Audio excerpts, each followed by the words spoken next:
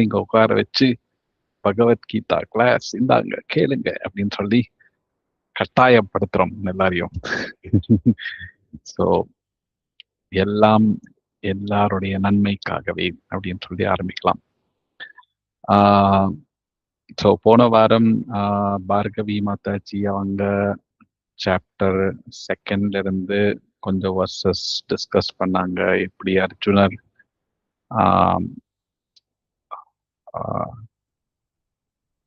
கருணையால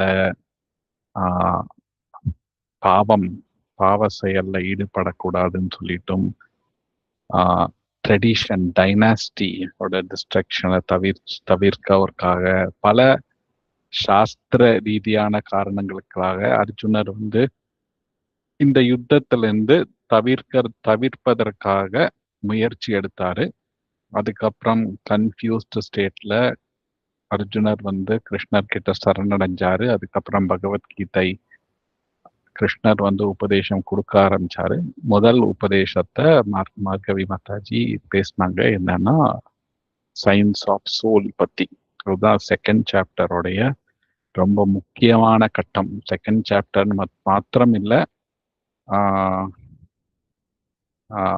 பகவத்கீதையினுடைய முக்கியமான கட்டமே.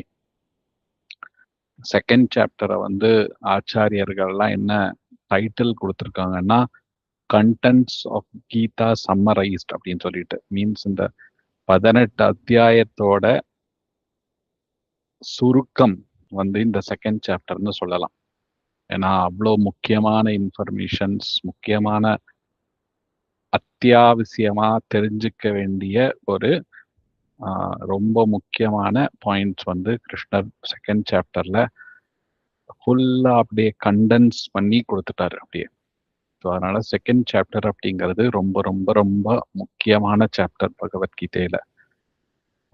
செகண்ட் சாப்டர்ல பார்த்தீங்கன்னா 72 அத்தியாயங்கள் இருக்கு, ஸ்லோகாஸ். ஆச்சாரியர்கள்லாம் வந்து இந்த 2வது அத்தியாயத்தை வந்து நிறைய பாகமா பிரிச்சிருக்காங்க, இந்த 72 அத்தியாயம். அதுல முதல் பாகம் என்னன்னு பார்த்தீங்கன்னா, அர்ஜுனர் வந்து கிருஷ்ணர் கிட்ட சரணடைகிற பாகம். அது பத்தி மாதாஜி போன வாரம் பேசினாங்க. கார்பண்ய தோஷோ உபஹத ஸ்வபாவா அப்படின்னு சொல்லிட்டு, சிஷ்யஸ்தேகம் சாதிமம் துவம் பிரபன்னம் அப்படின்னு சொல்லுவார் அர்ஜுனர். ஸோ அர்ஜுனர் வந்து கிருஷ்ணர் கிட்ட போய், நான் உங்ககிட்ட சிஷ்யனா சரணடைகிறேன், எனக்கு நீங்க இன்ஸ்ட்ரக்ட் பண்ணுங்க அப்படின்னு சொல்லுவார். ஸோ இந்த செகண்ட் சாப்டர் அப்படிங்கிறது ரொம்ப ரொம்ப முக்கியமான சாப்டர். ரொம்ப முக்கியமான கருத்துக்கள்லாம் கிருஷ்ணர் கொடுத்திருக்காரு. ஒரு தடவை லக்ஷ்மி தேவி வந்து இந்த 18 அத்தியாயங்கள் 18 சாப்டர்ஸும் அது பத்தின மகாத்மியத்தை பத்தி பகவான் விஷ்ணு கிட்டேயே கேட்டாங்க. அப்போ விஷ்ணு அவங்க வந்து ஒவ்வொரு சாப்டருக்கும் எவ்வளோ இம்பார்ட்டன்ஸ் இருக்கு அப்படின்னு சொல்லி அதுக்கு லக்ஷ்மி தேவி அவங்க கிட்ட ஒரு அந்த இம்பார்ட்டன்ஸோட முக்கியத்துவத்தோட சாராம்சத்தை வந்து சாப்டர் பை சாப்டரா வந்து பகவான் வந்து லக்ஷ்மி தேவி கிட்ட சொல்லியிருக்காங்க. ஸோ அதை வந்து கீதா மகாத்மியா அப்படின்னு சொல்லி சொல்லுவோம். கீதையினுடைய மகாத்மியம் அது. ஸோ அங்க கீதா மகாத்மியத்துல பாத்தீங்கன்னா பகவான் வந்து விஷ்ணுவே வந்து லக்ஷ்மி தேவி கிட்ட இந்த செகண்ட் சாப்டர் படிச்சா என்ன பலன் கிடைக்கும் அப்படின்னு சொல்லிட்டு ஒரு சின்னதா ஒரு கதை, சின்னதா இல்லை கொஞ்சம் பெருசாவே ஒரு கதை சொல்றாரு. ஸோ அது என்னன்னு பார்த்துட்டு அதுக்கப்புறம் நம்ம செகண்ட் சாப்டரை பத்தி பார்க்கலாம். ஸோ என்ன சொல்றாரு அப்படின்னா, ஒரு ஒரு ஒரு நல்ல யோகி இருந்தார். அவர் பேரு வந்து தேவஷ்யாமா அப்படின்னு அவர் பேரு. தேவஷ்யாமா அவருக்கு வந்து பக்தர்கள் மேலையும் தபஸ்வி கிட்டையும் யோகிகள் கிட்டையும் ஆகர்ஷணம் ஜாஸ்தி அவருக்கு. அவர் அட்ராக்ட் ஆவார், நேச்சுரலா அவர் வந்து அவங்க கிட்டலாம் அட்ராக்ட் ஆவாரு. யோகா தபஸ்யா இதெல்லாம் நிறைய பண்ணுவார் அவரு. வீட்டுக்கெல்லாம் இந்த மாதிரி பக்தர்களையும் யோகிகளையும் கூப்பிட்டு விருந்து வச்சு அவங்களுக்கு சேவை செஞ்சு அவங்களுக்கு தேவையானதெல்லாம் பரிமாறி அவங்க கிட்ட பிளெஸ்ஸிங்ஸ் வாங்கிட்டு பணிவா நிறைய கேட்டு தெரிஞ்சுப்பாரு அவர் நிறையா அவங்க கிட்டலாம். ஸோ இந்த மாதிரி பண்ணும்போது ஒரு ஒரு யோகிய அவர் பார்த்தாரு. அந்த யோகி வந்து ரொம்ப பீஸ்ஃபுல்லா இருந்தாரு. இதுவரைக்கும் அந்த மாதிரி பீஸ்ஃபுல்லான யோகிய அவர் பார்த்ததில்ல. இவர் வந்து ரொம்ப பீஸ்ஃபுல்லா இருந்தாரு. கிருஷ்ணர் கூட 6th சாப்டர்ல ஒரு பக்தர் தான் மிகப்பெரிய யோகி அப்படின்னு சொல்லுவார். யோகினாம் அப்பி சர்வேஷாம் மத்கதேன் அந்தராத்மனஹா ஸ்ரத்தாவான் பஜதே யோமாம் தமேயுக்த தமோமதா அப்படிம்பாரு. ஸோ இந்த மாதிரி இந்த யோகி வந்து ரொம்ப பீஸ்ஃபுல்லா, சாந்தமா, சந்தோஷமா, சாட்டிஸ்ஃபைடா இருந்தார் இந்த யோகி. ஸோ இவரை பார்த்தோன்னா இவர் இந்த தேவஷ்யாமாக்கு ரொம்ப அட்ராக்ஷன் ஆயிடுச்சு அவர் மேல. அவரு போய் அவருடைய சாந்தத்துக்கும் பீஸ்க்கும் என்ன ரகசியம், அது பின்னாடி என்ன தத்துவம் இருக்கு அப்படிங்கிறது தெரிஞ்சுக்கிறதுக்கு ரொம்ப ஆசை அவருக்கு. நேச்சுரலா அவர் அட்ராக்ட் ஆனார் இல்லை, யார பக்தர்களோ யோகியெல்லாம் பார்த்தாலும் அவர் வந்து நேச்சுரலா கேள்வி கேட்டு அவங்க கிட்ட இருந்து தெரிஞ்சுக்கிறதுக்கான முயற்சி எடுப்பாரு. அதே மாதிரி இவர் இந்த யோகிய பார்த்தாரு. இவரை பார்த்து அட்ராக்ட் ஆகி இவர்கிட்ட போய் கேட்டார், நீங்க உங்க சாந்தத்துக்கான காரணம், தத்துவம் என்ன, எதனால் இப்படி நீங்க சாந்தமா தேஜஸா இருக்கீங்க அப்படின்னு சொல்லிட்டு. இந்த யோகி வந்து இதுக்கான பதில் நான் சொல்ல விரும்பல. இவர் வந்து இந்த தேவஷ்யாமா வந்து பண்டர்பூர் பக்கத்துல இருந்தார். மகாராஷ்டிரா பண்டர்பூர் பக்கத்துல அவர் வசிச்சுட்டு இருந்தாரு. இந்த யோகி வந்து என்ன சொன்னாரு, நீ போய் இன்னொருத்தரை போய் பாரு, அவர் பேரு மித்ரவான் அப்படின்னு சொல்லியிருக்காரு. அவர் இந்த கிராமத்துல வாழ்றாரு. அங்க போய் நீ போய் அவரை பாரு, அவர்கிட்ட கேளு, அவர் பதில் சொல்லுவாரு அப்படின்னு சொல்லி இந்த தேவஷ்யாமாவை அவர்கிட்ட அனுப்பிச்சிட்டாரு, மித்ரவான் கிட்ட. ஸோ இந்த தேவஷ்யாமாவும் இந்த சீக்ரெட் தெரிஞ்சுக்கணும் அப்படின்னு சொல்லிட்டு மித்ரவான் பார்க்கறதுக்காக அந்த வில்லேஜுக்கு போறாரு கிராமத்துல. இவர் வந்து இந்த வில்லேஜ்ல அவரை பார்க்க முடியல. பட் விசாரிச்சதுல இவர் வந்து ஒரு காட்டோட வனவாசத்துக்கு பக்கத்துல ஒரு இடத்துல இருப்பாரு அப்படின்னு சொல்லி அவருக்கு தெரிய வருது. உடனே அவரு அங்க போறாரு, தேவஷ்யாமா. ஸோ அங்க போயிட்டு மித்ரவான் அவரை பார்க்கறாரு. அங்க பார்த்தா பயங்கர பீஸ்ஃபுல்லா இருக்கு அந்த பிளேஸ். இவர் வந்து இந்த மித்ரவான் வந்து ஆடு மேய்க்கிறவர், நிறைய ஆடு மேய்க்கிறவர். அங்க போய் பார்த்தாருன்னா அந்த இடத்துல மித்ரவான் உட்காந்துட்டு இருக்காரு, சுத்தி ஆடு எல்லாம் உட்காந்துட்டு இருக்கு. அந்த ஆடு கூட ஓநாயி, புலி, சிங்கம் இதெல்லாமும் ரொம்ப சாந்தமா யாரையும் அட்டாக் பண்ணாம அதோட நேச்சருக்கு எதிர்மாறா எல்லாருமே சாட்டிஸ்ஃபைடா சாந்தமா இருக்காங்க அந்த இடத்துல. இவருக்கு தேவஷ்யாமாக்கு பார்த்தோன்னே ஒரு பெரிய ஆச்சரியம். எப்படி புலி, சிங்கம் எல்லாம் ஆடு பக்கத்துல இருக்கு, வேட்டையாடல, ஆடுக்கு புலி மேல பயம் இல்ல, எல்லாருமே சாந்தமா பீஸ்ஃபுல்லா சாட்டிஸ்ஃபைடா உட்காந்துட்டு இருக்காங்கன்னு சொல்லிட்டு தேவஷ்யாமாக்கு ஒரே ஆச்சரியம். போய் இந்த மித்ரவான் கிட்ட போய் கேட்டாரு, என்ன நடக்குது இங்க அப்படின்னு சொல்லிட்டு. முன்னாடி இந்த மாதிரிலாம் இல்ல. முதல்ல நான் வந்து இந்த ஆடு மேய்க்க வரும்போது என்ன ஆச்சு அப்படின்னா, நான் ஒரு தடவை வந்து ஒரு புலி வந்து என்னோட ஆட்டு மந்த கூட்டத்தை அட்டாக் பண்ண வந்தது. எல்லா ஆடும் பயத்துல அப்படியே தெரிச்சு ஓடி போயிடுச்சு. நானும் இந்த பக்கமும் ஓடி போயிட்டேன்.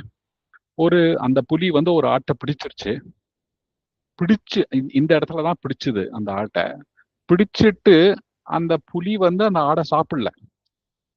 அந்த ஆடை சாப்பிடாம அப்படியே அது பக்கத்துல அப்படியே உக்காந்து 2 பேரும் சாட்டிஸ்ஃபைடா சாந்தமா உக்காந்துட்டாங்க அங்க. அந்த ஆடுக்கும் ஒரே ஆச்சரியம். அந்த புலிய பார்த்தோன்னே ஃபர்ஸ்ட் எல்லா ஆடும் பயப்படும். பட் ஆனா இந்த ஆடு வந்து புலிகிட்டயே உட்காந்துட்டு இருக்கு. புலி ஒன்றும் பண்ணல, ஆடும் ஒன்றும் பண்ணல. சாந்தமா 2 பேரும் உட்காந்துட்டு இருக்காங்க. இவருக்கு மித்ரவான் தூரத்துல இருந்து பாக்குறாரு, ஒரே ஆச்சரியம் அவருக்கு. அந்த ஆடு வந்து புலி கிட்ட கேக்குது, எப்படி நீ உன்னுடைய நேச்சருக்கு எதிர்மாறா என்ன கொல்லாம இன்னும் நீ என்ன பக்கத்துல வச்சுட்டு நீ உட்கார்ந்துட்டு இருக்க அப்படி சொல்லி புலி கிட்ட அந்த ஆடு கேக்குது. புலி சொல்லுது, இந்த மாதிரி எனக்கே தெரியல, நான் ரொம்ப சாட்டிஸ்ஃபைடா இருக்கேன், இப்போ திருப்தியா இருக்கு எனக்கு. சாப்பிடணும்னு தோணல, தண்ணி குடிக்கணும்னு தோணல, எனக்கு திருப்தியா இருக்கு ரொம்ப. இந்த இடத்துல எனக்கு உன்னை கொல்லணும்னு தோணவே இல்லை அப்படிங்குது. ஆடுக்கும் வந்து அந்த புலி மேல பயமே இல்லை சுத்தமா.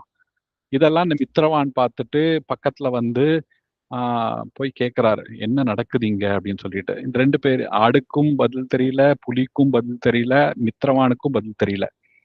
கடைசியில பார்த்தா அந்த அந்த இடத்துல வந்து ஒரு குரங்கு இருக்கு.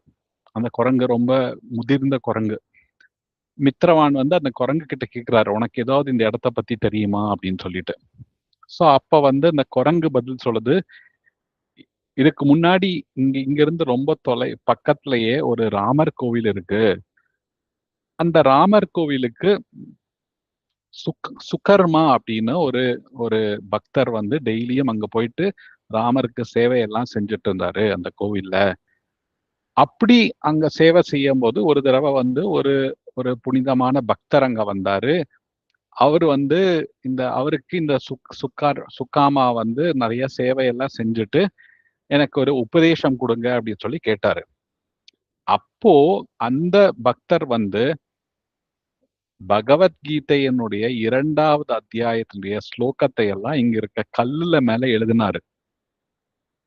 சோ இந்த கல்லுக்கு மேலதான் இந்த புலி, ஆடு எல்லாம் உட்கார்ந்துட்டு இருக்காங்க. சோ அந்த கல்ல வந்து பகவத்கீதையினுடைய 2வது அத்தியாயம் ஸ்லோகம் எல்லாம் எழுதினாரு. அந்த இவரு கல்லை வச்சுட்டு செதுக்கினாரு. அத இந்த சுக்காமா வந்து டெய்லியும் படிச்சு பகவத்கீதையினுடைய 2வது அத்தியாயம் ஸ்லோகத்தை எல்லாம் படிச்சு அவரு வாழ்க்கையில அவரு சாந்தம் பக்தராயி பகவான் கிட்ட போய் அடைஞ்சிட்டாரு சுக்காமா. சோ அதனால இந்த இடத்துக்கு வந்து அந்த புனிதமான பக்தர் வந்து 2nd சாப்டர் 2வது அத்தியாயம் ஸ்லோகம் எல்லாம் செதுக்கி அத சுக்காமாவும் படிச்சு அவர் வாழ்க்கையில பர்ஃபெக்ஷன் அடைஞ்சு இடத்தினால இந்த இந்த இந்த இந்த இடம் வந்து ரொம்ப புனிதமான ஸ்தலம் ஆயிடுச்சு. இப்போ இங்க யாரு வந்தாலும் சரி அவங்க கம்ப்ளீட்டா சாட்டிஸ்ஃபை ஆகி பீஸ்ஃபுல் ஆயிருவாங்க. ஏன்னா அது வந்து பகவத்கீதையினுடைய 2வது அத்தியாயம் ஸ்லோகத்தினுடைய அது மகிமை அப்படின்னு சொல்லி அந்த குரங்கு வந்து இவங்க மித்திரவான் அவங்களுக்கு சொல்லுச்சு. ஸோ அது மித்திரவான் வந்து அதை வந்து ஆஹ் தெய்வஷாமா கிட்ட வந்து சொல்றாரு. ஸோ அன்னிலிருந்து அந்த இடத்துல வந்து எல்லாருமே யாரெல்லாம் வந்தாங்களோ அவங்க ஃபுல்லா சாட்டிஸ்ஃபைடா பீஸ்ஃபுல்லா இருப்பாங்க. ஏன்னா அவங்க 2வது பகவத்கீதையினுடைய 2வது அத்தியாயத்தோடைய கான்டாக்ட் ஆகுறாங்க அந்த இடத்துல. சோ யாரெல்லாம் வந்து பகவத்கீதை 2வது அத்தியாயம் டெய்லியும் படிக்கிறாங்களோ அவங்களுக்கு கிருஷ்ணருடைய கிருபை, கிருஷ்ணருடைய பக்தி, லைஃப்ல பீஸ்ஃபுல் சாட்டிஸ்ஃபேக்ஷன் எல்லாமே கிடைக்கும் அப்படின்னு சொல்லிட்டு பகவான் விஷ்ணு வந்து லக்ஷ்மி தேவி கிட்ட இங்க சொல்றாங்க. ஸோ இந்த 2வது அத்தியாயம் அப்படிங்கிறது ஒரு ரொம்ப முக்கியமான அத்தியாயம் பகவத்கீதையில. ஏன்னா அதுலதான் வந்து 2வது அத்தியாயத்துல ஆச்சாரியர்கள்லாம் வந்து ஃபர்ஸ்ட் செக்ஷன் வந்து அர்ஜுனர் கிருஷ்ணர் கிட்ட சரண அடையுது. 2வது செக்ஷன் வந்து ரொம்ப முக்கியமானது. அது சாங்கிய யோகம் அப்படின்னு சொல்லி சொல்லுவோம். அத சாங்கிய யோகம் அப்படின்னா என்னன்னா, சாங்கியா அப்படின்னா டிவைட் பண்றது. இப்போ நம்ம வந்து இந்த பௌதீக உலகத்துல சொல்லுவாங்க, இதெல்லாம் சாலிடு, இது லிக்விடு, இது கேஸ் அப்படின்னு சொல்லி சொல்லுவோம். நம்ம பிரிச்சு பிரிச்சு பிரிச்சு பாக்குறது அதுதான் சாங்கியா. சாங்கியானா பிரிச்சு பாக்குறது. எதை பிரிச்சு பார்ப்பாங்க அப்படின்னா, இது ஆன்மீகம், இது பௌதீகம் அப்படின்னு சொல்லி பிரிச்சு பிரிக்கிறது. இந்த உடல்லையே பாத்தீங்கன்னா இந்த உடம்பு வந்து பௌதீகம். ஏன் அப்படின்னா இந்த உடம்பு வந்து பூமீர் அப்போ அனலோ வாயு கம் அது ஆனது. இந்த 5 பஞ்சபூதங்களால் ஆனது வந்து இந்த உடல். அது வந்து மெட்டீரியல், பௌதீகம் அப்படின்னு சொல்லி பிடிக்கிறது. நம்ம எல்லாம் ஆத்மா ஆகிய நாம் ஆன்மீகம் அப்படின்னு சொல்லி பிரிக்கிறது. ஆன்மீகம், பௌதீகம் இப்படின்னு சொல்லி இதை 2ஆ பிரிக்கிறது. அதுக்கு பேரு சாங்கியா. சோ கிருஷ்ணர் வந்து ஒரு ஒரு 15-20 ஸ்லோகம் பேசுறாரு செகண்ட் சாப்டர்ல. எதை பத்தினா இதெல்லாம் ஆன்மீகம், இதெல்லாம் பௌதீகம் அப்படின்னு சொல்லி பிரிக்கிறார். ஆன்மீகம்னா அதுக்கு இந்தந்த குவாலிட்டி இருக்கு, பௌதீகம்னா அதுக்கு இந்தந்த குவாலிட்டி இருக்கு அப்படின்னு சொல்லி பிரிக்கிறார். Material and spiritual. ரைட்? நம்ம வந்து ஸ்பிரிச்சுவல், நம்மெல்லாம் ஸ்பிரிட் சோல், ஆத்மா.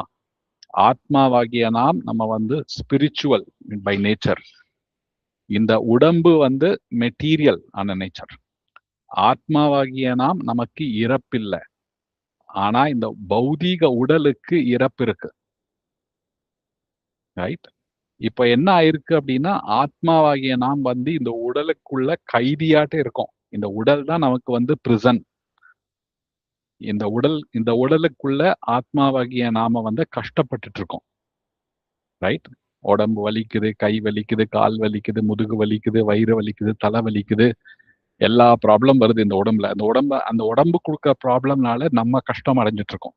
ஸோ வி ஆர் லைக், எப்படி ஒரு இடிஞ்சு போன வீட்டுக்குள்ள யாரோ ஒருத்தர் இருந்தாங்கன்னா அவர் கஷ்டமா இருப்பார்ல, they will feel the suffering. கூரை எல்லாம் அப்படியே தொத்துன்னு விழுகுதுன்னா அப்படியே தே வில் ஃபீல், அவங்க ஃபீல் பண்ணுவாங்க அந்த கஷ்டத்தை. ஸோ அந்த மாதிரி இந்த உடம்பு வந்து கான்ஸ்டன்டா நமக்கு ட்ரபிள் கொடுத்துட்டே இருக்கு. அந்த கஷ்டத்தை எல்லாம் ஆத்மாவாகிய நாம் வந்து அனுபவிச்சுட்டு இருக்கோம். ரைட்? ஸோ ஆத்மா வேற, நம்ம ஆத்மா, நம்ம ஆன்மீகமானவங்க. உடல் பௌதீகமானது, உடல் தற்காலிகமானது, அழியக்கூடியது. ஆத்மாவாகிய நாம் நிரந்தரமானவங்க, நமக்கு பிறப்பில்லை, இறப்பில்லை அப்படின்னு சொல்றாரு கிருஷ்ணர். ந ஜாயத்தே மிரியத்தே வா கதாச்சின் நாயம் பூத்வா பாவிதா வானபூயா அஜோ நித்யம் சாஸ்வதோ அயம் புராணோ ந ஹன்யத்தே ஹன்யமானே ஷரீரே.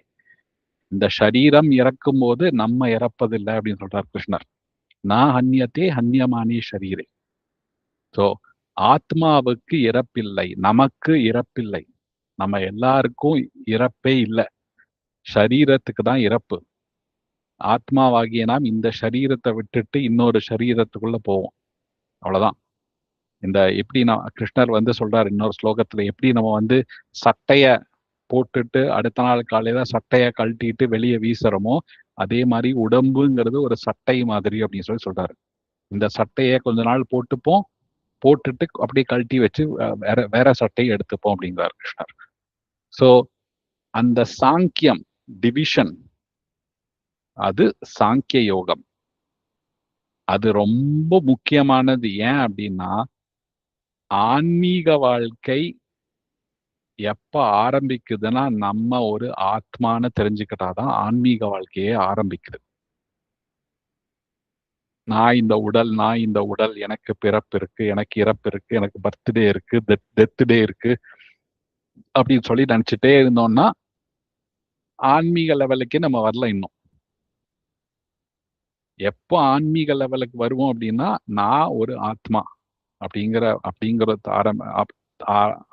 கட்டத்துக்கு வந்தாதான் ஆன்மீக வாழ்க்கையை ஆரம்பிக்குது அப்படிங்கிறார் கிருஷ்ணர். நான் ஒரு ஆத்மா, என்னோட சுத்தி இருக்கவங்க சொந்த பந்தங்கள் எல்லாம் இன்னொரு ஆத்மா. அவங்க எல்லாரும் இந்த ஒவ்வொரு உடல்ல இருந்து கஷ்டப்பட்டுட்டு இருக்காங்க. என்னோட பாகிஸ்தான்ல இருக்கவங்களும் ஒரு ஆத்மா, அமெரிக்கால இருக்கவங்களும் ஒரு ஆத்மா தான், மரம்குள்ள இருக்கிறவதும் ஒரு ஆத்மா தான். நாய், பூனை, மீன், ஆடு, மாடு, கோழி எல்லா உயிரினத்துக்கூட இருக்கிறது ஆத்மா. உடல் வேற, ஆத்மா எல்லாருமே ஆத்மா தான்.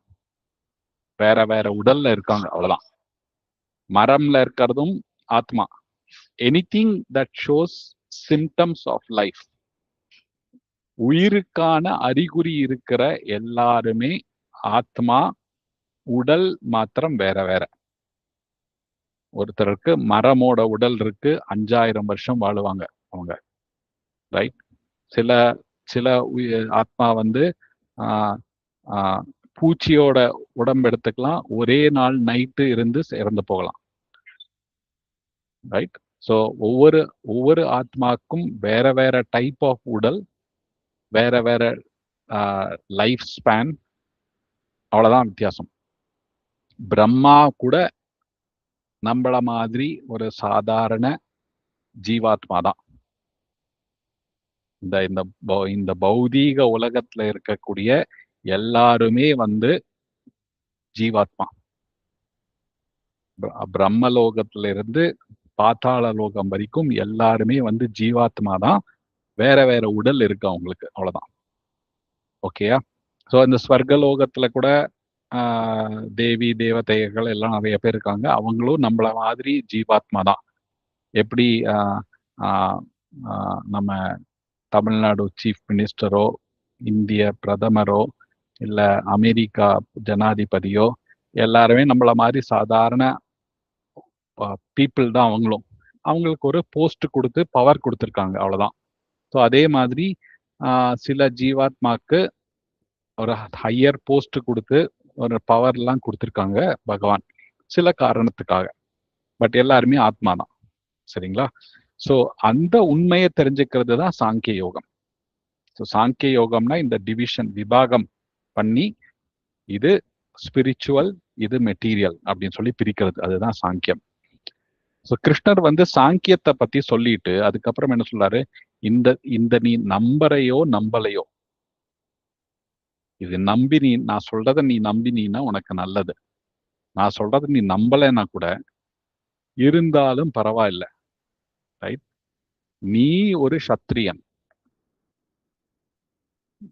சத்திரியனாக நீ, உன்னோட டியூட்டி வந்து தர்மத்தை காக்கிறது. அதுக்காக நீ யுத்தம் பண்ணியே ஆகணும். நீ யுத்தம் பண்ண அப்படின்னா உனக்கு என்னென்ன பலன் கிடைக்கும் அப்படின்னு சொல்லி சொல்றாரு கிருஷ்ணர். நீ இந்த யுத்தத்துல ஈடுபடலைன்னா என்னென்ன பாவம் கிடைக்கும்னு சொல்றாரு. ஸோ அது வந்து கர்ம காண்டா அப்படின்னு சொல்லி சொல்றாரு ஆச்சாரியர்கள்லாம். கர்ம காண்டா அப்படின்னா இதை செஞ்சா இந்த பலன் கிடைக்கும் அப்படின்னு சொல்லி சொல்றது. ரைட்? கர்ம காண்டா அப்படின்னு சொல்லி சொல்லுவோம். நல்லது செஞ்சீங்கன்னா நல்ல பலன் கிடைக்கும். யாருக்காவது தீயது செஞ்சீங்கன்னா தீய பலன் கிடைக்கும் உங்களுக்கு. ரைட்? இது பாவம் புண்ணியம் அப்படின்னு சொல்லி சொல்லுவோம்ல, அது மாதிரி புண்ணிய காரியங்கள் செஞ்சா நமக்கு நம்ம ஃபியூச்சர் சந்தோஷமா இருக்கும். இப்ப நம்ம ஃபியூச்சர் இப்ப நம்ம லைஃப் வந்து சந்தோஷமா இருக்குன்னா அதுக்கு வந்து பூர்வத்துல செஞ்ச புண்ணிய காரணத்துக்கான பலன் அது. அந்த சந்தோஷத்தை சந்தோஷமா கழிச்சோம்னா அந்த புண்ணியம் கம்மியாகும் அப்படியே. ரைட்? எப்படி நம்ம வந்து ஒரு வீட்டுல இப்போ எல்லாரும் இருட்டிருச்சு, லைட் எல்லாம் போடுறோம்ல. ஸோ லைட் எல்லாம் போட்டு ஃபேன் எல்லாம் போட்டுட்டு இருந்தா கரண்ட் பில்லு கட்டியே ஆகணும். ஸோ பாக்கெட்ல இருந்து பைசா போகும் கண்டிப்பா. ஸோ லைட் எல்லாம் போட்டு வச்சா என்ன எவ்வளவு யூஸ் பண்றோமோ, எவ்வளவு கன்சியூம் பண்றோமோ அதுக்கேற்ற பணம் கொடுத்தே ஆகணும். ஸோ அதே மாதிரி எவ்வளவு நம்ம சந்தோஷமா இருக்கோமோ அதுக்கேற்ற பணம் வந்து புண்ணியம். சந்தோஷத்தை அனுபவிச்சோம்னா புண்ணியம் குறையறதுன்னு அர்த்தம். கஷ்டத்தை அனுபவிச்சோம் அப்படின்னா பாவம் குறையுதுன்னு அர்த்தம். எவ்வளோ யாரோ ஒருத்தர் கஷ்டம் அனுபவிச்சுட்டே இருக்காங்களோ அவங்க பாவம் வந்து குறைஞ்சுக்கிட்டே வருதுன்னு அர்த்தம். ஸோ பாவம் செஞ்சா கஷ்டம் கிடைக்கும், புண்ணியம் செஞ்சா சந்தோஷம் கிடைக்கும். கஷ்டத்தை அனுபவிச்சா பாவம் கம்மியாகும், சந்தோஷம் அடைஞ்சா புண்ணியம் கம்மியாகும். ஸோ இதுதான் கர்ம காண்டம். This is the law of nature. Right? நீ நீ நீ சத்திரியனா இருந்து நீ யுத்தத்துல, இந்த தர்ம யுத்தத்துல ஈடுபட்டீன்னா நீ வந்து ஸ்வர்கலோகத்துக்கு போவ அர்ஜுனா அப்படின்னு சொல்லி சொல்றாரு. உனக்கு கீர்த்தி கிடைக்கும், நீ ரொம்ப ஃபேமஸ் ஆவ. நீ நான் சொல்றதையெல்லாம் கேட்காம நீ வேற ஏதோ செஞ்சன்னா நீ அதுக்கான பாவத்தை ஃபேஸ் பண்ண வேண்டியது இருக்கும்னு சொல்றாரு. அர்ஜுனர் ஃபர்ஸ்ட் சாப்டர்ல என்ன சொன்னாரு? நான் இந்த வார்ல ஈடுபட்டா எனக்கு பாவம் கிடைக்கும்னு சொல்றாரு. இந்த வார்ல ஈடுபடலைன்னா நான் சந்தோஷம் கிடைக்கும்னு சொல்லி சொல்றாரு ஃபர்ஸ்ட் சாப்டர்ல அர்ஜுனர். ஆனா கிருஷ்ணர் அங்க என்ன சொன்னாரு? நீ இந்த வார்ல சண்டை போட்டினா உனக்கு சந்தோஷம் கிடைக்கும், உனக்கு இப்பவும் நல்லா இருக்கும் லைஃப், ஃபியூச்சர்லயும் நல்லா இருக்கும் லைஃப் அப்படிங்கிறாரு. நீ இந்த வார்ல ஈடுபடாம நீ ஓடி போனேன்னு வைங்க, உன்னை எல்லாருமே உன்னை கேவலமா பேசுவாங்க, உனக்கு பாவம் கிடைக்கும் அப்படின்னு சொல்லி சொல்றாரு. ஸோ கிருஷ்ணர் வந்து ஃபர்ஸ்ட் இந்த சாங்கிய யோகத்தை பேசினாரு. நீ வந்து எல்லாருமே ஆத்மா, உன்னை முன்னாடி இருக்க பீஷ்மரும் ஆத்மா, துரோணரும் ஆத்மா, இந்த திருதராஷ்டிர புத்திரர்களும் ஆத்மா, கருணா ஆத்மா, எல்லா நண்பர்களும் ஆத்மா, இந்த பக்கம் அந்த பக்கம் இருக்கக்கூடிய எல்லாருமே ஆத்மா தான், யாரையுமே நீ கொல்ல முடியாதுன்னு சொல்றாரு கிருஷ்ணர். இங்க இருக்கவங்க யாரையுமே நீ கொல்ல முடியாது, உன்னுடைய எந்த அஸ்திரமும் எந்த சஸ்திரமும் யாரையுமே கொல்ல முடியாது உன்னால. இந்த இந்த இந்த மிஞ்சி மிஞ்சி போனா இந்த சரீரத்துக்கு தான் இறப்பு இருக்கு, அவங்களுக்கு யாருக்குமே இறப்பு இல்லை அப்படின்னு சொல்றாரு. நீ இதை நம்பலனாலும் ஆஸ் அ சத்ரியா நீ ஃபைட் பண்றது நல்லது அப்படின்னு சொல்லி அடுத்த செக்ஷன்ல பேசுவார்.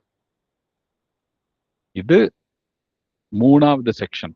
ஃபர்ஸ்ட் செக்ஷன் அர்ஜுனர் கிருஷ்ணர் கிட்ட சரணடைகிறது. செகண்ட் செக்ஷன் சாங்கிய யோகா. தேர்டு செக்ஷன் கர்மகாண்டா பத்தி பேசுவார். 4வது செக்ஷன் செகண்ட் சாப்டர்ல அது புத்தி யோகா அப்படின்னு சொல்லி ஆச்சாரியர்கள் சொல்றாங்க. இப்போ இந்த பாவ காரியம் புண்ணிய காரியம் இதை பத்தி பார்த்தோம்ல. இப்ப நான் நிறைய புண்ணியம் செஞ்சாலும் சரி, நிறைய பாவம் செஞ்சிருந்தாலும் சரி, அதை அனுபவிக்கிறதுக்காக நான் அடுத்த ஜென்மம் எடுத்தே ஆகணும். மீன்ஸ் அடுத்ததா ஒரு அம்மா வயித்துக்குள்ள திரும்பியும் என்டர் ஆகி அங்க திரும்பியும் பிறந்து திரும்பியும் எல்கேஜியில இருந்து படிச்சு எல்லாம் பண்ணி வேலை செஞ்சு அதெல்லாம் அனுபவிச்சு ஆகணும். ரைட்? இதெல்லாம் தேவையா? இந்த கஷ்டம் எல்லாம் தேவையா? திரும்பியும் இன்னொரு உடம்புக்குள்ள போய் திரும்பியும் இன்னொரு எல்லா கஷ்டம் எல்லாம் பட்டு அடி வாங்கி திட்டு வாங்கி உத வாங்கி நம்ம மற்றவங்களை அடிச்சு துன்பப்படுத்தி இது பண்ணி அது பண்ணி எல்லா வீட்லயும் ஒவ்வொரு ராமாயணம் இருக்கு இங்க. அதெல்லாம் நடக்கும் திரும்பியும். இதெல்லாம் தேவையா அப்படின்னு சொல்லி கேட்கிறாரு கிருஷ்ணர். இதெல்லாம் தேவையில்லை, நான் நிம்மதியா நான் ஆளை விடுறா சாமி, கோவிந்தா என்னை காப்பாத்து அப்படின்னு சொல்லி சொன்னா புத்திசாலித்தனமா நடந்துக்கோன்னு சொல்றதுக்காக புத்தி யோகா பேசுறாரு கிருஷ்ணர். ஸோ இந்த புத்தி யோகா அப்படின்னா எப்படி இந்த கர்மத்தினுடைய வினையிலிருந்து மாட்டிக்காம இருக்கிறது அப்படின்னு சொல்லிட்டு சொல்றது. கர்ம வினைகள்ல மாட்டிக்காம வாழ்க்கைய வாழ்ந்து இந்த வாழ்க்கைய முடிஞ்சதுக்கு அப்புறம் பகவான் கிட்ட போறது, அதை பத்தி பேசுவார். இந்த ஸ்கிரிப்சர்ஸ்ல எல்லாம் என்ன கொடுத்திருக்காங்க அப்படின்னா கர்மா, விகர்மா, அகர்மா அப்படின்னு சொல்லி கொடுத்திருக்காங்க. கர்மா அப்படின்னா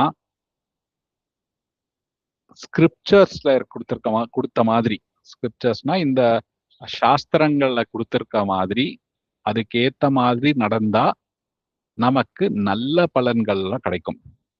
அது கர்மா. சாஸ்திரத்துல கொடுத்த மாதிரி பண்ணா நல்ல பலன் கிடைக்கும். சாஸ்திரத்துக்கு விருத்தமா போய் பண்ணா பாவ பலன் கிடைக்கும். அது விகர்மா.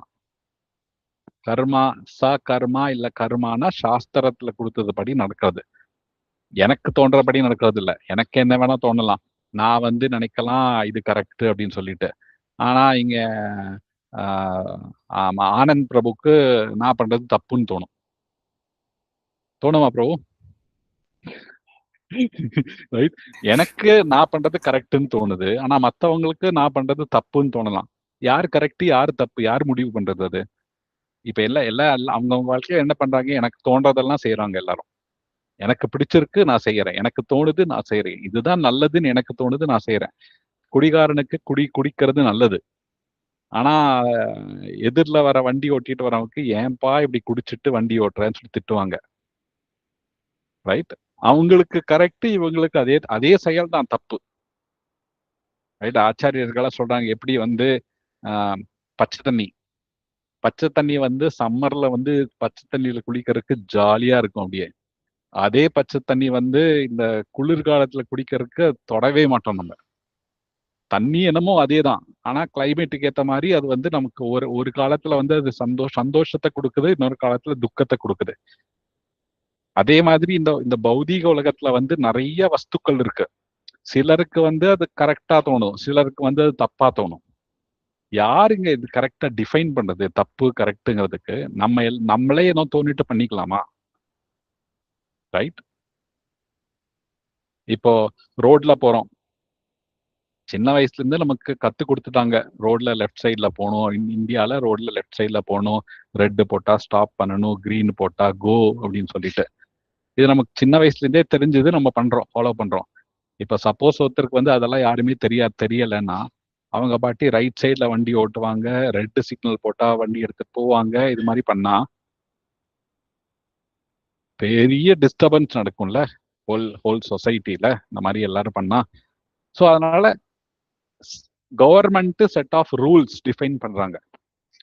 ரோட் ரூல்ஸ், டிரான்ஸ்போர்ட்டேஷன் லா அப்படின்னு சொல்லி அவங்க வந்து செட் ஆஃப் லா டிஃபைன் பண்றாங்க. அந்த லா படி இது இது இது இது கரெக்ட், இது இது இது இது தப்பு, டிஃபைன்ட், செட்டில்டு. ரைட்? அதே மாதிரி நம்ம வாழ்க்கைக்கு யாரு லா டிஃபைன் பண்றது? எது எது கரெக்ட், எது எது தப்பு அப்படின்னு சொல்லி வாழ்க்கைக்கு ஒரு லா இருக்குல்ல, அதை யாரு டிஃபைன் பண்றது? அதுதான் வந்து சாஸ்திரங்கள், ஸ்கிரிப்சர்ஸ். அந்த சாஸ்திரம் சொன்னதுபடி நம்ம நடந்தா அது கரெக்டான காரியம், புண்ணிய காரியம். சாஸ்திரத்துக்கு விருத்தமா நடந்தா அது பாவ காரியம். புண்ணிய காரியத்துக்கு சந்தோஷம், பாவ காரியத்துக்கு கஷ்டம். ரைட்? ஸோ டிஃபைன் பண்றது ஸ்கிரிப்சர்ஸ். எனக்கு தோணுது அப்படின்னு சொல்லி பண்றது இல்ல. அது நீ உங்களுக்கு தோணுது நல்லது பண்றீங்க, நான் ஸ்கிரிப்சர்ஸ்ல தப்புன்னு கொடுத்தா அது தப்பு தான். ஸ்கிரிப்சர்ஸ்ல என்ன கொடுத்துருக்கோ அதுதான் கரெக்ட். எப்படி நம்ம வந்து டிரான்ஸ்போர்ட்டேஷன் ரூல் எப்படி இருக்கோ அது எப்படி நம்ம தப்புன்னா தப்பு தான். அங்க எப்படி தப்புன்னு சொல்றாங்களோ நம்ம வந்து லால தப்பு தான் அது. ஸோ அதை கோர்ட்ல எல்லாம் போய் நல்லா ப்ரூவ் எல்லாம் பண்ண முடியாது. அது தப்புன்னா தப்பு தான். அதே மாதிரி ஸ்கிரிப்சர்ஸ்லயும் தப்புன்னா அது தப்பு தான். எங்க போய் ஜட்ஜ்மெண்ட் தராசு பார்ப்பாங்கன்னா யமலோகத்துல போய் பார்ப்பாங்க, தராசு வச்சு பார்ப்பாங்க. இவ்வளோ பாவ காரியங்கள் பண்ணியிருக்கான், இவ்வளோ நல்ல காரியங்கள் பண்ணியிருக்கான், ஓகே இவன் பண்ண காரியத்துக்கு அடுத்த ஜென்மத்துல நாய் உடம்புக்குள்ள போடு அப்படின்னு சொல்லி ஒரு நாயோட அம்மா உடம்புக்குள்ள போட்டுருவாங்க அவங்கள. ஸோ இதுதான் நடக்குது. ஸோ தராசு வந்து யமராஜர் கிட்ட இருக்கு. சித்திரகுப்தர் எல்லாரையும் எழுதி வச்சிருக்காரு, கணக்கெல்லாம் எழுதி வச்சிருப்பாரு அவரு, அக்கௌண்ட்ஸ் எல்லாம் கரெக்டா பக்காவா பார்ப்பாரு அவரு. ஸோ அவர்கிட்ட போய் இறந்ததுக்கு அப்புறம் பாத்தாள லோகத்துல போனா சொல்லுவாரு, ஓகே ஆனந்த் கார்த்திக் பிரபு டக டக டக டக டக அவர் ஜாதகத்தை சொல்லுவாரு, இந்த பக்கம் புண்ணிய காரியம், அந்த பாவ காரியம், ஓகே போடு அவர் இந்த உடம்புக்குள்ள அப்படின்னு சொல்லி அடுத்த உடம்புல போடுவாங்க. ரைட்? ஸோ இது வந்து இப்படிதான் வந்து இந்த இந்த பூலோகத்துல ஒவ்வொரு ஜீவராசிகளும் பிறப்பு இறப்பு பிறப்பு இறப்பு பிறப்பு இறப்புங்கிற வேற வேற உடம்புக்குள்ள பூந்து பூந்து பூந்து பூந்து பூந்து பூந்து பூந்து காலத்தை கழிச்சிட்டு இருக்காங்க. இது அவசியம் இல்லை. இன்னொரு மார்க்கம் இருக்கு, அது அகர்மான்னு சொல்லி சொல்லுவாங்க. கர்மானா சாஸ்திரத்துக்கு சொன்ன மாதிரி நடந்துக்கிறது, விகர்மான சாஸ்திரத்துக்கு விருத்தமா நடந்துக்கிறது. அகர்மாக்கு பாவமும் இல்லை புண்ணியமும் இல்லை, நோ ரியாக்ஷன்ஸ். ரைட்? ரியாக்ஷனே இல்லை. அகர்மாவை பண்ணா பாவமும் இல்லை புண்ணியமும் இல்லை. அதோட செகண்டரி ப்ராடக்ட், பை ப்ராடக்ட் என்னன்னா இருக்கிற கர்மா எல்லாம் அழிஞ்சு போகும். அதுதான் வந்து பகவானுக்கு செய்யக்கூடிய பக்தி சேவை.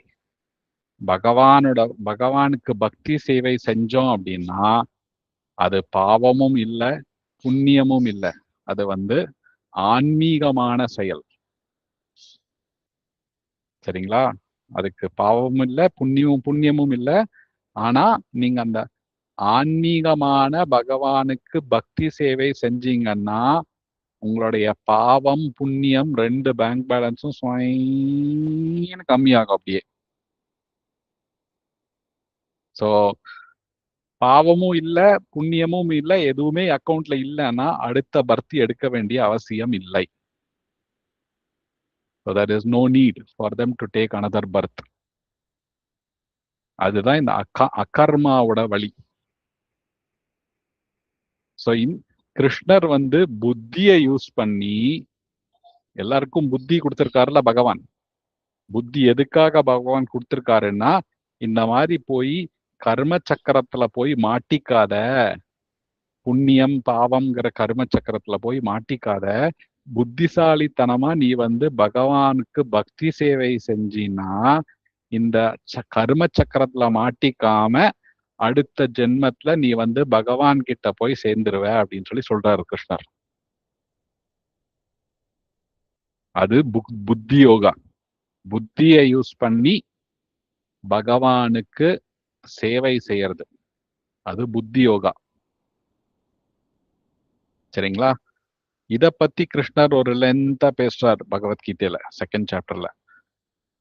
சோ ஆத்மாவாகிய நாம் பகவானுக்கு பக்தி சேவை செஞ்சு இந்த கர்ம சக்கரத்துல எங்கேயுமே மாட்டாம புத்திய ப்ராப்பரா யூஸ் பண்ணி, பகவான் எதுக்கு புத்தி கொடுத்திருக்காரு? புத்தி எதுக்கு கொடுத்திருக்காரு? எது தப்பு எது ரைட்டுன்னு தெரிஞ்சு பண்றதுக்காக புத்தி. புத்தியோடைய காரியம் வந்து டிஸ்கிரிமினேஷன். இது வந்து கரெக்ட், இது வந்து தப்பு அப்படின்னு சொல்லி டிஸ்கிரிமினேட் பண்றதுக்கு தான் புத்தி. எதை பேஸ் பண்ணி டிஸ்கிரிமினேட் பண்ணணும்னா சாஸ்திரத்தை பேஸ் பண்ணி டிஸ்கிரிமினேட் பண்ணணும். சாஸ்திரத்துல என்ன கொடுத்திருக்காங்க? பக்தி சேவை பண்ண சொல்லியிருக்காங்க. நான் பகவானுக்கு பக்தி சேவை பண்றேன். ஸோ அந்த கரெக்டான டிசிஷன், கரெக்டான நேரத்துல, கரெக்டான சமயத்துல, கரெக்டான இடத்துல கரெக்டான டிசிஷன் எடுக்கிறதுங்கிறது ரொம்ப ரொம்ப முக்கியமானது. அதுதான் புத்தியோகம். இந்த புத்தியோகம் பண்ணீங்கன்னா கிருஷ்ணர் வந்து பெரிய பெரிய அபாயத்துல இருந்து நீங்க வந்து தப்பிப்பீங்கன்னு சொல்லி சொல்றாரு. நேஹா விக்ரமணாசோஸ்தி பிரத்யவாயோ ந சத்தியத்தை ஸ்வல்பம் அப்பியசே தர்மத்தை தாயத்தே மகத்தோபயாத் அப்படிங்கிறாரு. நீங்க ஸ்வல்பா ஒரு சின்ன குவான்டிட்டியில பகவானுக்கு பக்தி சேவை செஞ்சா கூட ஒரு பெரிய ஆபத்துல இருந்து நீங்க வந்து தப்பிச்சிருவீங்க அப்படின்னு சொல்லி சொல்றாரு கிருஷ்ணர். அதுக்கப்புறம் என்ன சொல்றாரு? இந்த புத்தியோகத்துல எப்படி முன்னேறணும் அப்படின்னா,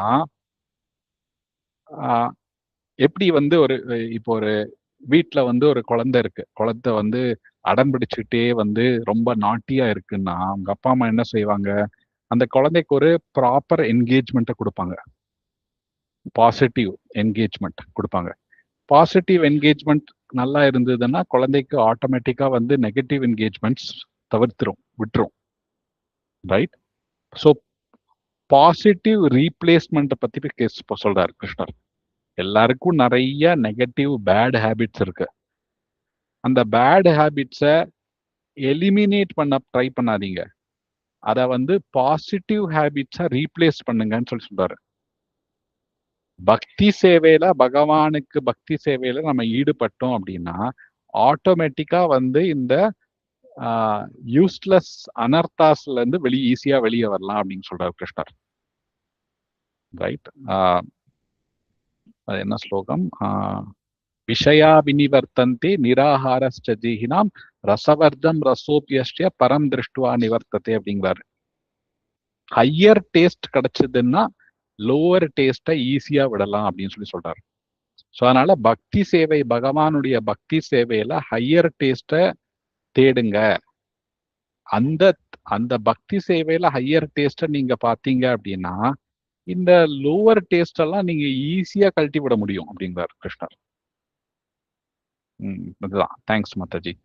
ஸோ கிருஷ்ணர் இது பத்தி எல்லாம் வந்து இந்த புத்தி யோகத்துல சொல்றாரு ரொம்ப நல்லா. எப்படி நீங்க வந்து புத்தியை யூஸ் பண்ணி பகவானுக்கு சேவை செய்யறதுல ஈடுபட்டோம் அப்படின்னா இந்த கர்ம சக்கரத்துல எல்லாம் வந்து மாட்டாம ஈஸியா வந்து தப்பிச்சு பகவான் கிட்ட போய் சேரலாம் அப்படின்னு சொல்லி சொல்றாரு.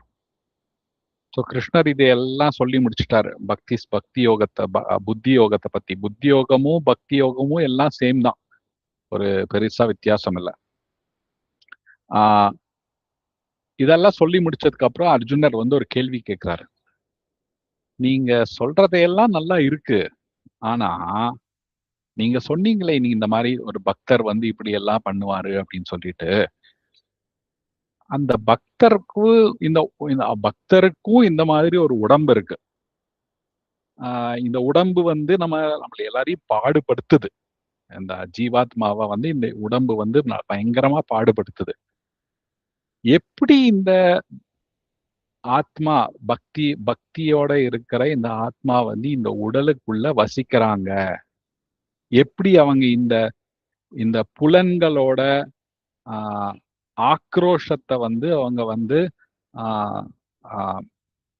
மேனேஜ் பண்றாங்க? எப்படி இந்த உடம்புக்குள்ள அவங்க வந்து பேசுறாங்க, எப்படி நடக்கிறாங்க, எப்படி உட்காடுறாங்க, எப்படி செயல்படுறாங்க இந்த உடம்பை வச்சுக்கிட்டு? ஏன்னா இந்த உடம்பு எல்லாரையுமே பாடுபடுத்துது. இந்த உடம்புனாலதான் எல்லாருமே வந்து ரொம்ப பிஸியா இருக்காங்க, ரைட்? 3 வேளை சாப்பாடு போடணும், மலம் கழிக்கணும், இந்த மனசுக்கு சந்தோஷம் கொடுக்கணும், டேஸ்டா சாப்பிடணும், நல்லா ஸ்மெல் பண்ணணும், நல்லா பிளசண்டா கேட்கணும், டச் பண்றதெல்லாம் சாஃப்டா இருக்கணும். இந்த மாதிரி நல்ல எதிர்பார்ப்பு இருக்கு, பயங்கர எதிர்பார்ப்பு உடம்புக்கு. அதெல்லாம் சாட்டிஸ்ஃபை பண்றதுலயே இந்த லைஃப் போயிடும். ஸோ இவர் வந்து அர்ஜுனர் வந்து கேட்கிறாரு, எப்படிங்க இந்த டிவோட்டி வந்து இந்த உடம்புலக்குள்ள இருந்து மேனேஜ் பண்றாரு அப்படின்னு சொல்லி கேட்கிறாரு கிருஷ்ணர் கிட்ட அர்ஜுனர். அப்போ அர்ஜுனர் வந்து last section of second chapter பத்தி பேசுறாரு. ஸ்தித பிரக்யா அப்படின்னு சொல்லி சொல்லுவாங்க ஆச்சாரியர்கள். ஸ்தித பிரக்யானா ஃபர்ம்லி சிச்சுவேட்டட், ஸ்திதம், ப்ராப்பரா அவர் வந்து அவரோட பொசிஷன்ல டக்குன்னு உட்காந்துட்டு இருக்காரு, அப்படியே எதுக்குமே வந்து டிஸ்டர்ப் ஆகாம. சோ கிருஷ்ணர் என்ன சொல்றாருன்னா,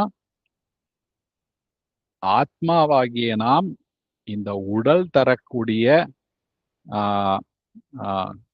என்ன சொல்றது, இந்த புஷ்ஷிங்ஸ் அண்ட் புல்லிங்ஸ் சொல்லுவாங்க இங்கிலீஷ்ல. ஏன்னா தமிழ்ல என்ன சொல்றது, இந்த அர்ஜஸ் ஆர் புஷ்ஷிங்ஸ் அப்படிம்பாங்க. என்ன சொல்லலாம் தமிழ்ல அதுக்கு? விருப்பு வெறுப்புகள்னு சொல்லலாம், அப்படியே வச்சுக்கலாம், புரிஞ்சதுன்னா சரி. ஸோ அர்ஜஸ்னா இந்த இது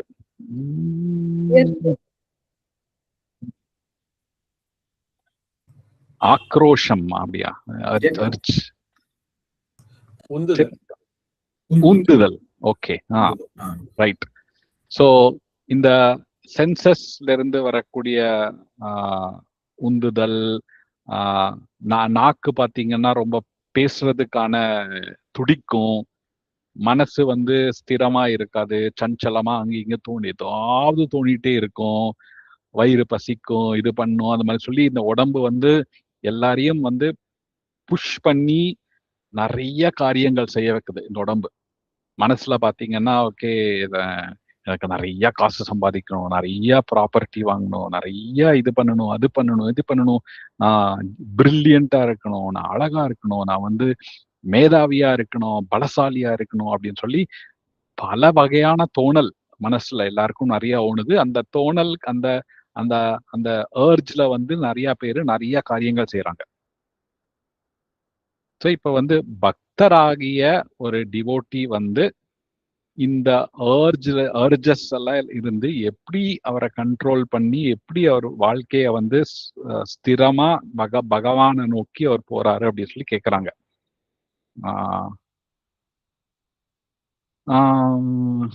இதுக்கு முந்தின ஸ்லோகா போங்க மாதாஜி. ஃபர்ஸ்ட் அர்ஜுனரோட கொஸ்டினுக்கு போங்க மாதாஜி. மேபி எந்த ஸ்லோகா ஞாபகம் இல்லை. 54க்கு போங்க. 54 நினைக்கிறேன்.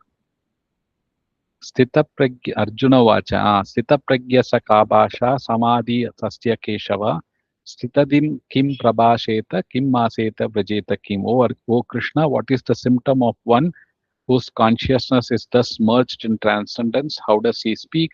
What is his language? How does he sit? How does he walk? அப்படின்னு சொல்லி கேட்கிறார்.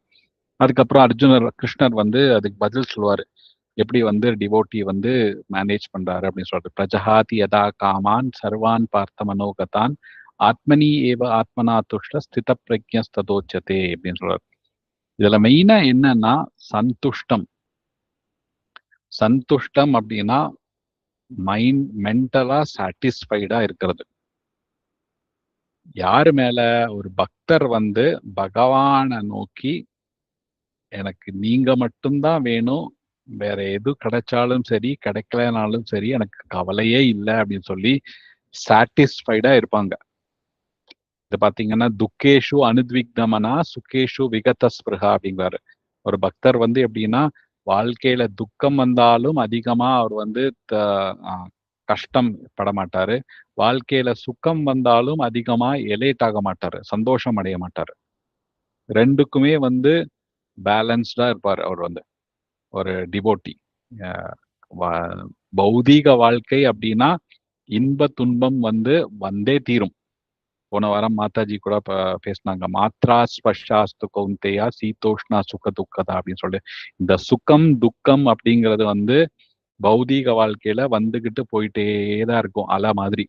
ஒரு தடவை மேல இருக்கும், ஒரு தடவை கீழே வரும், ஒரு தடவை மேல போகும், ஒரு தடவை கீழே வரும். இப்படிதான் வந்து பௌதீக வாழ்க்கை எல்லாருக்கும் போயிட்டே தான் இருக்கு. சுகம் துக்கம்ங்கிறது வந்து வந்து வந்து வந்து போயிட்டே தான் இருக்கு.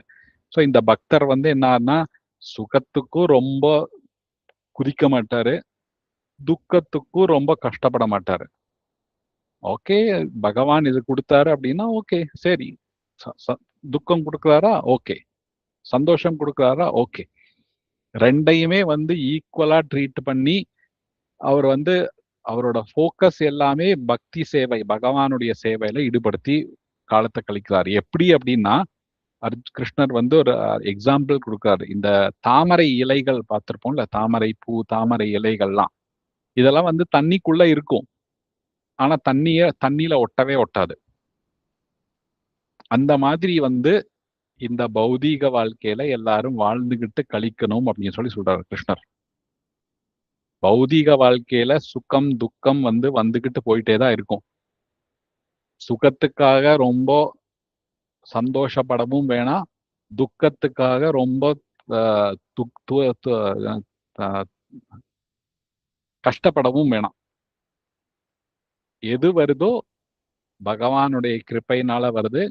அத ரெண்டையுமே ஒரே மாதிரி அக்செப்ட் பண்ணிட்டு பகவானுக்கு சேவை செஞ்சுக்கிட்டு அவங்க போயிருவாங்க. அதனாலதான் பாகவதம்ல சொல்றாங்க இது மாதிரி, ஸ்வர்க அபவர்க நர்கேஷு அபிதூல்யதி தர்ஷனம் அப்படின்னு சொல்லுவாங்க பாகவதம்ல. ஒரு பக்தரை வந்து நீங்க ஸ்வர்க்கத்துக்கு அனுப்பினாலும் சரி, நரகத்துக்கு அனுப்பினாலும் சரி, ரெண்டு இடத்துலயுமே அவங்க வந்து எப்பவுமே சந்தோஷமா இருப்பாரு அப்படின்னு சொல்றாரு. ஏன்னா அவங்க எப்பவுமே வந்து பகவானுக்கு பக்தி சேவையில ஈடுபட்டுட்டே இருப்பாரு. அதுல வந்து இந்த சந்தோஷம் வந்தாலும் சரி, துக்கம் வந்தாலும் சரி, that is like a passing cloud for them. It will come and go. They will not get worried about it. So Krishnar வந்து என்ன சொல்றாருன்னா, ஒரு பக்தன் வந்து இப்படிதான் இருந்துகிட்டு போவாங்க. அவங்க எல்லா கட்டத்தையும் வந்து ப்ராப்பரா மேனேஜ் பண்ணுவாங்க கரெக்டா. அதுக்குதான் அவங்க பக்தர் அப்படிங்கிறாங்க. ரைட். இப்படி அவங்க எல்லா இடத்துலயும் வந்து கண்ட்ரோல்டா ஸ்டெடியா இருக்கிறதுனாலதான் அவங்கள வந்து கிருஷ்ணர் வந்து இந்த ஹோல் செக்ஷனை ஸ்தித பிரக்யா அப்படின்னு சொல்றாரு. ஸ்தித பிரக்யா அப்படின்னா, பிரக்யா அப்படின்னா கான்சியஸ்னஸ், உணர்வு. ரைட். ஸ்திதா அப்படின்னா ஸ்டேபிளா இருக்காங்க ஒரு இடத்துல. கிருஷ்ணரை சென்டர்ல வச்சு ஸ்டேபிளா அவங்க கான்சியஸ்னஸ பகவான் மேல ஆணி அடிச்சு அந்த இடத்துல உட்காந்துட்டாங்க. ரைட். எப்படி அந்த ஆச்சாரியர்கள்லாம் சொல்லுவாங்க, ஒரு புயல் காத்து வந்ததுன்னா மரம் எல்லாம் கீழே விழுகும்னு சொல்லி பார்ப்போம்ல. எந்த மரம் கீழே விழுகும்னா, ரூட்ஸ் எல்லாம் வந்து டீப்பா போகாம வெறும் சர்ஃபேஸ்ல மாத்திர ரூட்ஸ் எல்லாம் இருக்குல்ல, அந்த மரம் எல்லாம் புயல் காத்துக்கு தாங்காது. புயல் காத்து வந்தாலும் டப்புன்னு விழுந்துரும். சில மரம்லாம் வந்து ரூட்ஸ் ரொம்ப டீப்பா இருக்கும். அந்த மரம்லாம் அப்படியே நிற்கும் அவங்க புயல் காத்துல கூட. ஸோ இந்த மாதிரி ஒரு பக்தர் அப்படின்னா அவங்க ரூட்ஸ் வந்து ரொம்ப ஸ்ட்ராங்கா இருக்கு பகவானை நோக்கி. ரைட். வெளியே வந்து ரொம்ப கவர்ச்சியா நல்லா உடம்பெல்லாம் பலசாலியா இருந்து புத்திசாலியா இருந்து இதெல்லாம் இருந்தா ஓகே. பட் ரூட்ஸ் என்ன இருக்குங்கிறது தான் முக்கியம். உள்ள என்ன இருக்குங்கிறது தான் முக்கியம். வெளியே தோற்றத்துல முக்கியம் இல்ல. இந்த பௌதீக உலகத்துல கலிகாலத்துல எல்லாம் வெளி தோற்றத்துக்கு தான் வந்து மதிப்பு. கோட் சூட் எல்லாம் போட்டா அவங்க எல்லாம் படிச்சவங்க அப்படின்னு சொல்லி நினைப்பாங்க. உடனே பிச்சைக்கார மாதிரி வந்தா இவங்கெல்லாம் கேவலமா பார்ப்பாங்க. அவங்க ஆக்சுவலா படிச்சிருக்காங்களா படிக்கலையான்னு தெரியவே தெரியாது. ரைட். இந்த காலத்துல அதுதான், அதனாலதான் கலியுகத்தை பேக்கேஜ் இண்டஸ்ட்ரின்னு சொல்லுவாங்க. பேக்கேஜ் ஒரு கிஃப்ட்டுக்கு வந்து கோல்டன் ரேப் பண்ணி கொடுத்தா, பெரிய டப்பா போட்டு கோல்டன் ரேப் பண்ணி கொடுத்தா, வா பெரிய கிஃப்ட் கொடுத்துருக்காங்கப்பா அப்படின்னு சொல்லி நினைப்பாங்க. உள்ள பேப்பரை போட்டு அடிச்சு வச்சா கூட அவங்களுக்கு தெரியாது. ஆனா அந்த கிஃப்ட் பெருசா இருக்கு, கோல்டு ரேப் பண்ணிருக்குன்னு சொல்லி சொல்லுவாங்க. ஸோ அதனால இந்த பேக்கேஜ் தான் வேல்யூ இந்த கலியுகத்துல. உண்மையான குவாலிட்டிக்கு வேல்யூ இல்லை.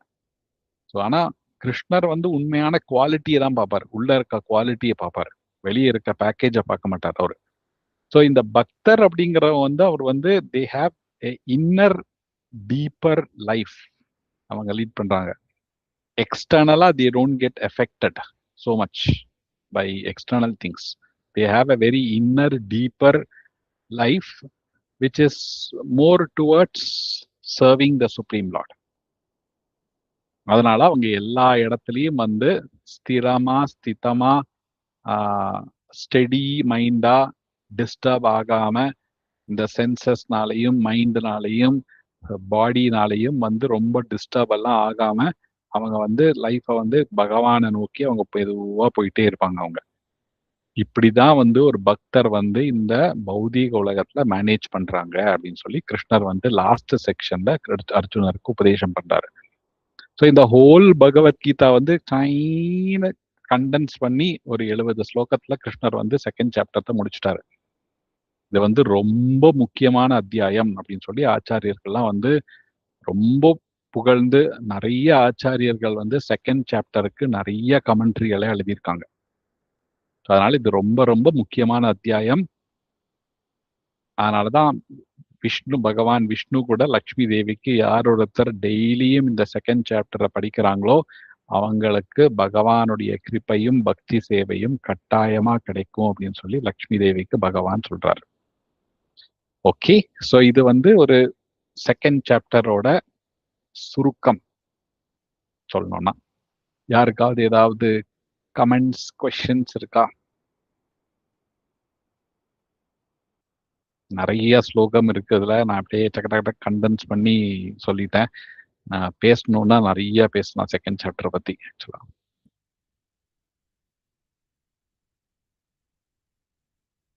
எஸ் மாதாஜி. ஹரே கிருஷ்ண பிரபு.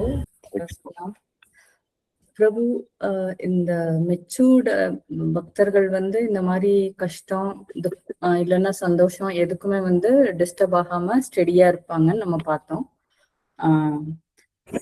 அப்போ வந்து ஒரு கர்மா வருது அப்படின்னாக்க அவங்க வந்து அதுக்கு வந்து அது உணர்றதுக்காக தானே கர்மா வருது. அப்ப நான் அந்த இடத்துல கஷ்டப்படலைன்னா, ஃபீல் பண்ணலன்னா, அப்போ அது ரியாக்ஷன் கிடைக்குமா அப்படிங்கிறது எனக்கு ஒரு சின்ன கேள்வி. இப்போ ஒரு கர்மா பேட் செஞ்சதுக்காக தான் இப்போ கஷ்டம் வருது. பட் நான் வந்து ரொம்ப இதாயிட்டேன், எதுக்குமே கவலைப்படுறது இல்லை. அப்ப வந்து அந்த கர்மாவோட எஃபெக்ட் இல்லாம போகுது. ஒரு விதத்துல I have matured, so it's அது அஃபெக்ட் ஆகல. பட் அப்படி ரொம்ப எதுக்குமே வந்து இதாகாம இருந்தா அப்போ ஆக்சுவலி மைண்ட் மெச்சூர் ஆகுதா இல்லையா? அது ரியாக்ஷன் நம்ம கோ த்ரூ பண்ணி பியூரிஃபை ஆகுறமா இல்லையா?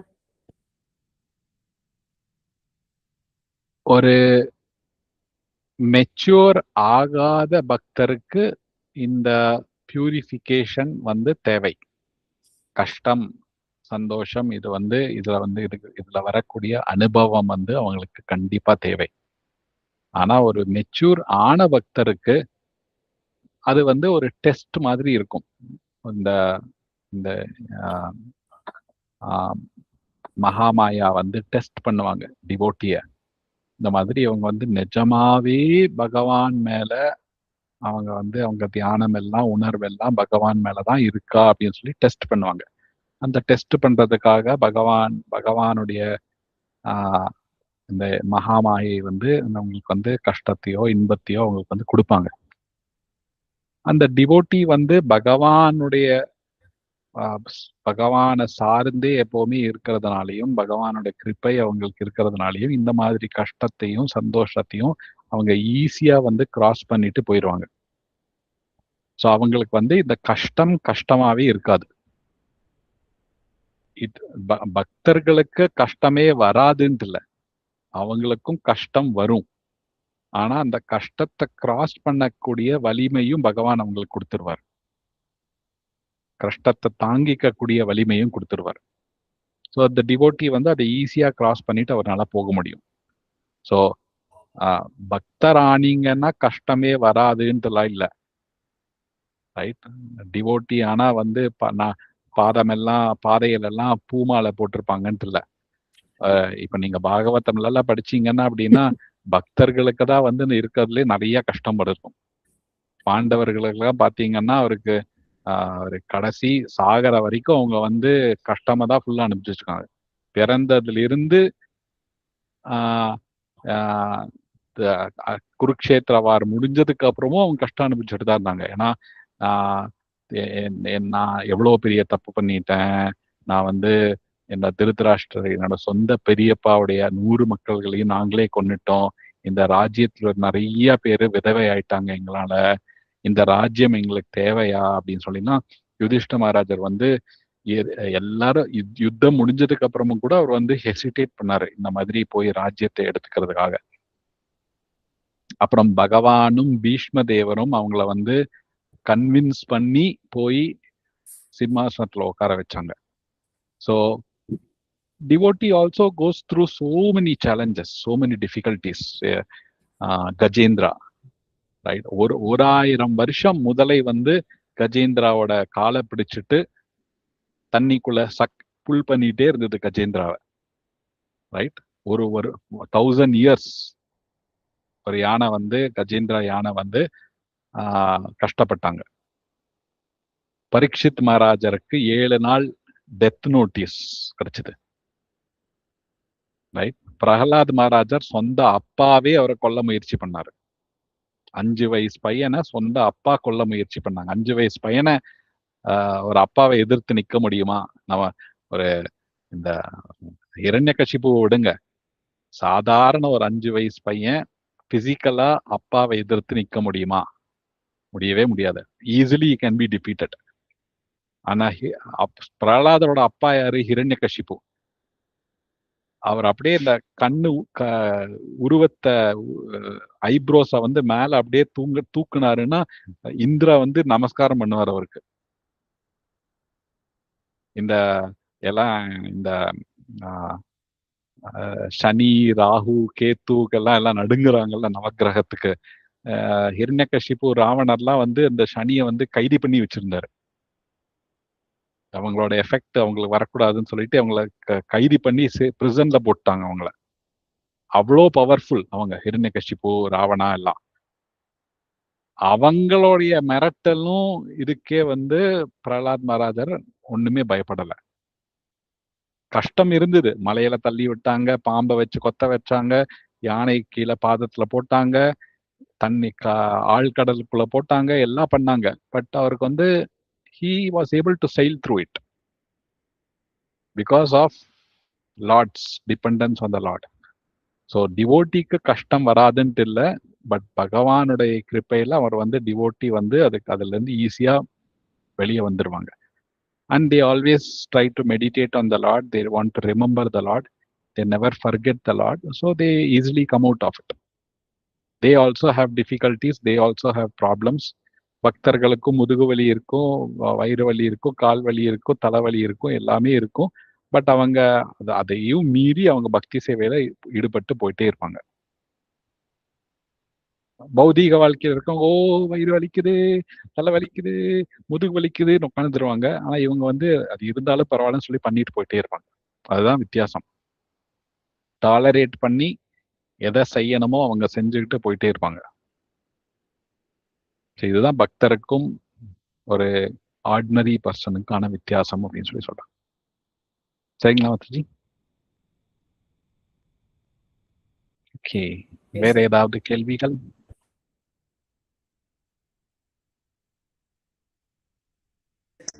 ஹரே கிருஷ்ணா பிரபு. ஹரே கிருஷ்ணா மாதாஜி. கிளாஸ் ரொம்ப நல்லா இருந்தது பிரபு. ஒரே கொஸ்டின் பிரபு, நீங்க கொஞ்ச நேரத்துக்கு முன்னாடி அந்த செகண்ட் சாப்டர் பத்தி சொல்லிட்டு இருக்கும் போது, whenever you go through all the good things in your life,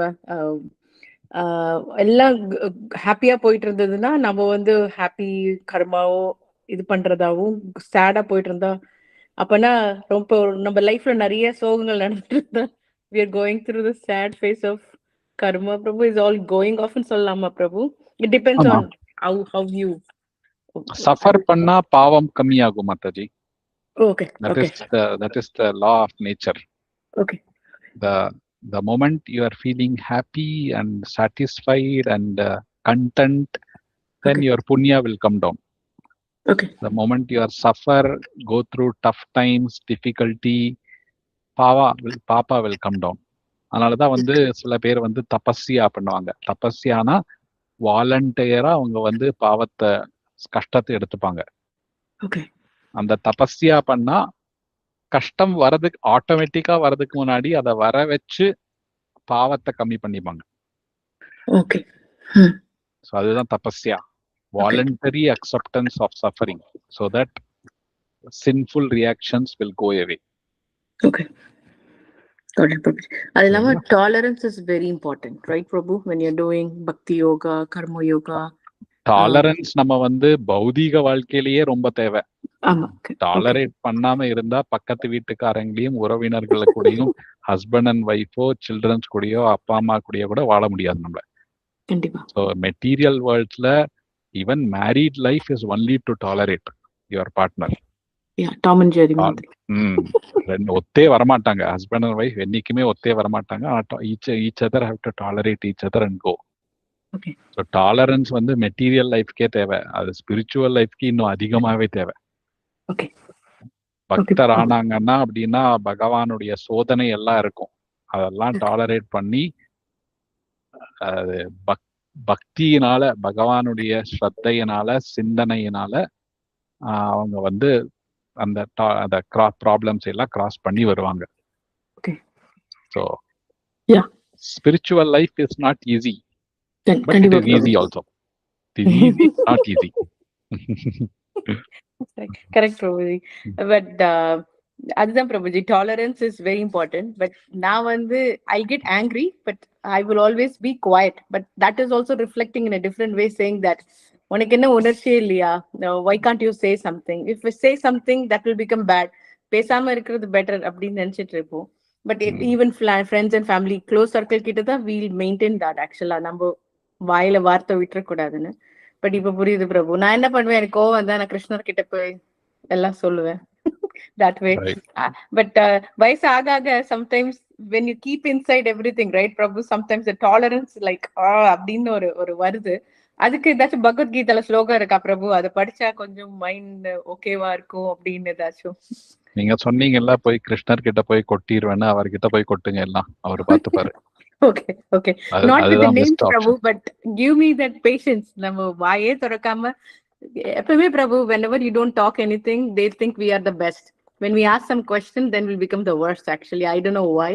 அது எனக்கு எப்பவுமே தோணிட்டு இருக்கும். பட் அது எனக்காக ஒரு நாள் ஆன்சர் கிடைக்கும் பிரபு. I'm just waiting for it. Yeah. Thank you பிரபு. ஆச்சாரியர்கள்லாம் சொல்றாங்க, ஒருத்தரை வந்து ஸ்குவீஸ் பண்ணும் போதுதான் அவங்களோட உண்மையான நேச்சர் எல்லாம் வெளியே வரும்னு சொல்லிட்டு. ஓகே. ஒருத்தரை அப்படியே பிடிச்சு நெருக்கி அப்படியே ஸ்குவீஸ் பண்ணாங்க அப்படின்னா அப்பதான் டம்முன்னு வெடிச்சு அவங்க கோபம் எல்லாம் வரும் அப்படியே வெளியே, எரிமலை மாதிரி. So original quality will come out at that time. அது வரைக்கும் எல்லாம் மேக்கப் எல்லாம் போட்டு எல்லாரையும் ஏமாத்திட்டு இருப்பாங்க. அப்படியே ஸ்குவீஸ் பண்ணும் போதுதான் தெரியும். அதனாலதான் கிருஷ்ணர் வந்து யார் ஒருத்தர் வந்து பக்தி சேவையில முன்னேறிட்டு இருக்காங்களோ அவங்களுக்கு வந்து இந்த ஸ்குவீஸ் வந்து ஜாஸ்தி ஆயிட்டே போகும் அப்படியே. ஓகே. சோ நிறைய நெருக்கடி, நிறைய இன்னல்கள், கஷ்டம் எல்லாம் நிறைய வரும் ஒரு பக்தர்களுக்கு. ஆனா அந்த பக்தர்கள் வந்து பகவானை நினைச்சுக்கிட்டே, பகவானோட நாமத்தை நினைச்சுக்கிட்டே, பகவானோட இன்ஸ்ட்ரக்ஷன்ஸ் நினைச்சுக்கிட்டே இந்த கஷ்டத்தை எல்லாம் மெதுவா அப்படியே கிராஸ் பண்ணிட்டு வருவாங்க அவங்க.